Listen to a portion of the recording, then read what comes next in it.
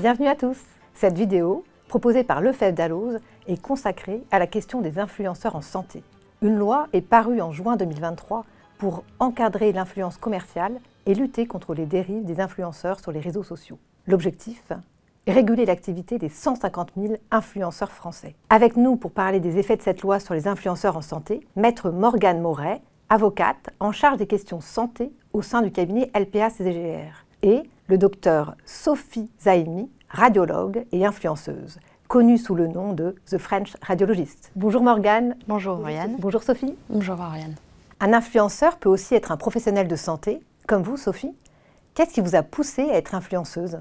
Alors, j'ai pas forcément choisi de l'être. C'est venu un peu par hasard, dans le sens où j'avais commencé à créer un compte Instagram à la fin de ma première année d'internat qui vulgarisait un peu la radiologie, mais c'était vraiment dédié aux étudiants de santé. Et en fait, quand j'ai vu que les étudiants de santé se posaient des questions plus larges que la radiologie sur les études de médecine, les gardes, la vie d'interne, etc., j'ai décidé de partager ma vie d'interne et du coup de m'exposer en montrant mon visage. Donc j'ai fait une sorte de face reveal qui montrait qui j'étais. Et ensuite, au fur et à mesure, en fait, j'ai eu de plus en plus d'abonnés. Mais en fait, c'est un compte surtout de vulgarisation et d'information médicale. J'informe les gens avant de les influencer. Morgane, concrètement, que change cette loi de 2023 dans le secteur de la santé ? Alors cette loi, elle vise essentiellement à permettre aux influenceurs d'être un peu mieux au courant des réglementations qui leur sont applicables. On a toute une partie relative à une espèce de listing de toutes les dispositions légales applicables aux influenceurs, donc qui reprennent la publicité du médicament, du dispositif médical, les allégations nutritionnelles et de santé pour les compléments alimentaires, etc. Mais on a également des sanctions prises à l'article 4 de la loi si, contrairement à l'interdiction qui est posée, certains influenceurs vont aller vanter les mérites, par exemple, de la chirurgie esthétique. Sophie, depuis cette nouvelle loi, pensez-vous que les autres influenceurs ont pris des précautions supplémentaires dans leur communication ?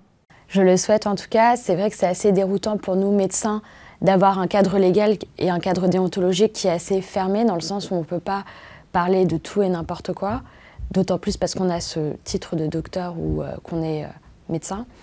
Et c'est vrai que de voir des influenceurs qui font de la promotion pour des produits de dropshipping ou des compléments alimentaires ou des médicaments qui ne sont pas forcément bons pour les personnes, en toute impunité.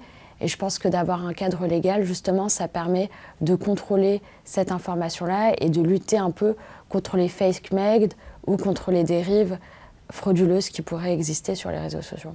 En tant qu'avocate, Morgane, quels sont les points de vigilance sur lesquels vous attirez l'attention des influenceurs qui viennent vous consulter ? Alors moi, je préfère prévenir que guérir. Donc, deux aspects. Faites attention aux clauses contractuelles dans les contrats que vous passez avec les marques, surtout en termes de responsabilité. Le deuxième conseil, ce serait de bien se former, de faire attention justement à quels produits, quelle typologie de produits on présente, de manière à bien respecter son cadre légal et réglementaire, puisque les sanctions peuvent être très lourdes et inclure des peines d'emprisonnement. Merci à toutes les deux pour vos réponses. Merci Morgane pour vos conseils précieux. Et merci Sophie pour votre témoignage. Merci à tous de nous avoir regardés. N'hésitez pas pour aller plus loin à écouter également notre podcast consacré à ce sujet. À bientôt.